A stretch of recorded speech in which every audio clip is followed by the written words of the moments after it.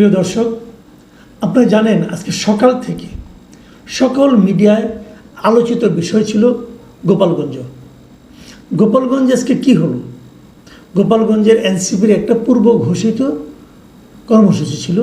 সেই কর্মসূচির নাম হলো মার্চ টু গোপালগঞ্জ। তার মানে তারা গোপালগঞ্জের দিকে মার্চ করে যাবেন।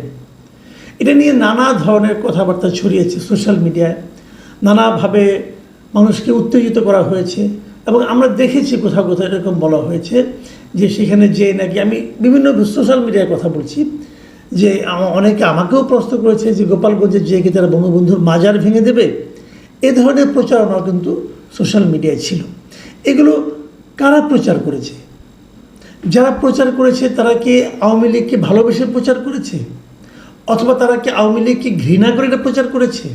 তারা কি এনসিপির পক্ষ হয়ে প্রচার করেছে, নাকি এনসিপিকে বিপাকে ফেলার জন্য প্রচার করেছে? তবে এটা ঠিক, গোপালগঞ্জের মানুষ যদি জানে যে সেখানে যে বঙ্গবন্ধুর মাজার ভেঙে দেওয়া হবে, ওনার কবর ভেঙে দেওয়া হবে, তাহলে গোপালগঞ্জের মানুষ সেন্টিমেন্টাল হবে, আবেগপ্রবণ হবে। এটা কিন্তু অস্বাভাবিক কিছু না। আমরা কিন্তু এই এনসিপির মধ্যে একটা জিনিস দেখেছি। দেখুন, 17 বছর ধরেন, 16 বছর ধরেন শেখ হাসিনা একটা স্বৈরাচারী শাসন এদেশে কায়েম করেছিল। কে করেছিল? শেখ হাসিনা করেছিল, অথবা শেখ হাসিনার নেতৃত্বাধীন আওয়ামী লীগ করেছিল। আপনি এই পর্যন্ত ধরেন, কোনো সমস্যা নাই। এই অপরাধের জন্য শেখ হাসিনা দেশ ছেড়ে পালিয়েছে। এই অপরাধকে বিবেচনা করে, এটাকে বিবেচনা করে বর্তমান সরকার আওয়ামী লীগের রাজনৈতিক কর্মকাণ্ড স্থগিত করেছে, নিষিদ্ধ করেছে দেশে। তো এটা যেটা তো হয়েছে, সরকার ঘোষণা করেছে, যদি এটা আইনগতভাবে হয়েছে কিনা, মানে আদালতের মাধ্যমে হয়নি, সরকার নির্বাহী আদেশে এই কাজটা করেছেন। সেই নির্বাহী আদেশে করাটা কতটা ভালো হয়েছে মন্দ হয়েছে সেটা অন্য বিতর্ক, কিন্তু তারা এটা করেছে।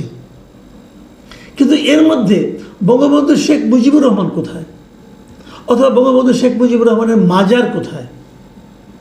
বাট সেগুলো কিন্তু হয়েছে, আমরা দেখেছি। বঙ্গবন্ধুর বিভিন্ন মুরাল ভাঙা হয়েছে সারা দেশে। সারা দেশ থেকে বঙ্গবন্ধু শেখ মুজিবের নামটাকে, ওনার বিভিন্ন চিহ্নকে নিশ্চিহ্ন করার একটা প্রবণতা কিন্তু আমরা এই সরকারের মধ্যেও দেখেছি এবং এনসিপির নেতাদের মধ্যেও দেখেছি। যে এনসিপির নেতারা আগে গলার রগ ফুলিয়ে আমার বঙ্গবন্ধু নামে বিতর্ক প্রতিযোগিতায় অংশ নিতেন, কথা বলতেন, পুরস্কার পাওয়ার চেষ্টা করতেন, তারা এখন বঙ্গবন্ধুকে পারলে মানে যাচ্ছে তাই হিসাবে তারা প্রমাণ করার চেষ্টা করেন।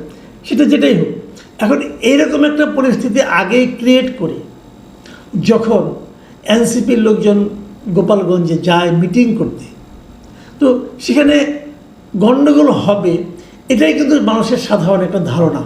কারণ তারা যাওয়ার আগের থেকে আমাকে বিভিন্ন জন সকাল থেকে ফোন করছিলেন যে ওখানে কী হচ্ছে, গোপালগঞ্জে কী হচ্ছে। শেষ পর্যন্ত কী হয়েছে? শেষ পর্যন্ত গোপালগঞ্জে এনসিপি সেই সমাবেশকে কেন্দ্র করে সংঘর্ষ হয়েছে, হামলা হয়েছে, 3 জন লোক মারা গেছে। এই 3 জনের যতটুকু পরিচয় পাওয়া গেছে, একজনের নাম হলো দীপ্ত সাহা, তার বয়স 25, আরেকজনের নাম হলো রমজান কাজী, তার বয়স 18, আরেকজনের নাম হলো সোহেল মোল্লা, তার বয়স 41। এবং এদের আত্মীয়স্বজন যা কিছু বলেছে, তারা কেউ হয়তো রাস্তা দিয়ে যাচ্ছিল, পুলিশের গুলি, আর সবাই গুলিবিদ্ধ হয়ে মারা গেছে। এছাড়া আরও প্রায় 9-10 জন গুলিবিদ্ধ অবস্থায় এখনও হাসপাতালে চিকিৎসাধীন আছে। তবে এরা কেউ এনসিপির কেউ বলে জানা যায়নি, মানে পুলিশের গুলিতে তারা আহত হয়েছে।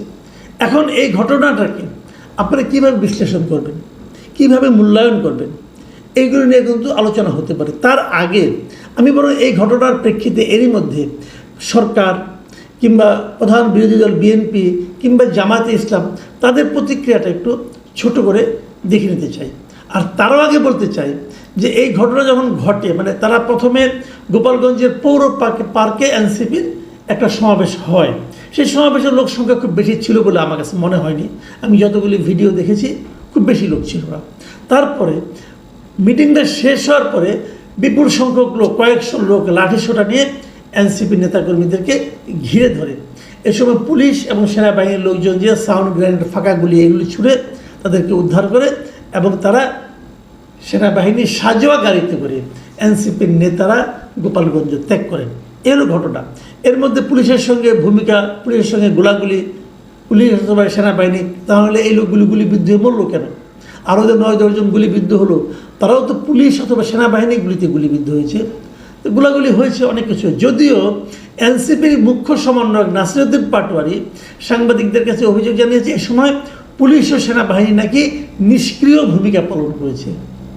তো পুলিশ এবং সেনাবাহিনী যদি নিষ্ক্রিয় ভূমিকা পালন করে, তো লোকগুলি মরল কেন, অথবা লোকগুলি আহত হলো কেন, বুঝতে পারলাম না। কিছু যে একটা ঘটবে সেটা কিন্তু আমরা সকালের দিকে টের পেয়েছিলাম, কারণ সদর উপজেলার কাংসুরে এই ধরনের একটা ঘটনা, ওখানে পুলিশের একটা গাড়িতে ভাঙচুর করা হয়েছে, আগুন দেওয়া হয়েছে। তারপর উপজেলা নির্বাহী কর্মকর্তার গাড়িতেও ভাঙচুরের ঘটনা, হামলার ঘটনা ঘটেছে কিন্তু সকালেই।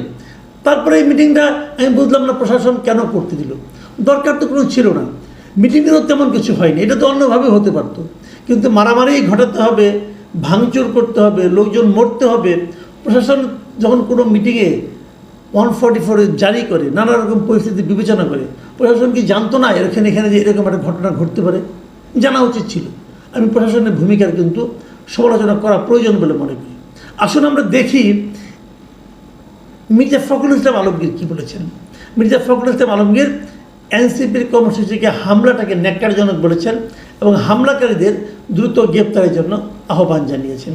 তিনি বলেছেন, আমি যদি ওনার কথাটা পড়ে শোনাই তাহলে উনি কী বলেছেন। উনি বলেছেন, ছাত্র জনতার আন্দোলনে আওয়ামী স্বৈরাচারী শাসক গোষ্ঠীর পতনের পর দুষ্কৃতিকারীরা আবারও দেশের অস্থিতিশীল পরিস্থিতি সৃষ্টি সহ নৈরাজ্যের মাধ্যমে ফয়দা হাসিলের অপতৎপরতায় লিপ্ত হয়েছে।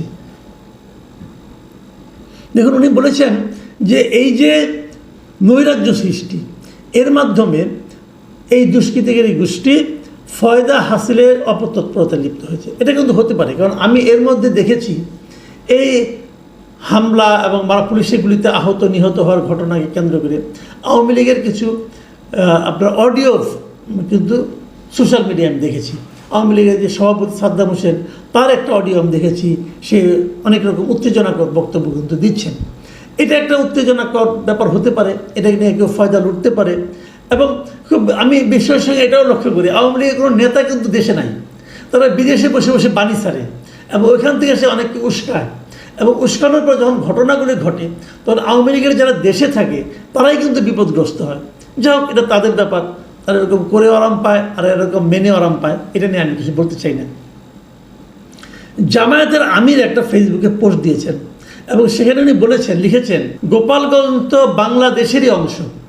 যতদূর জানতে পেরেছি এনসিপির নেতৃবৃন্দ স্বাভাবিক নিয়মে সর্বপর্যায়ের প্রশাসনের সঙ্গে পূর্ব থেকে আলাপ আলোচনা করে তাদের কর্মসূচি বাস্তবায়নে সহায়তা চেয়েছেন। এটি তাদের রাজনৈতিক অধিকার। কিন্তু এখন যে অবস্থায় এসে দাঁড়িয়েছে, কার্যত মাঠে আইন শৃঙ্খলা রক্ষাকারী বাহিনীর কোনো উপস্থিতি লক্ষ্য করা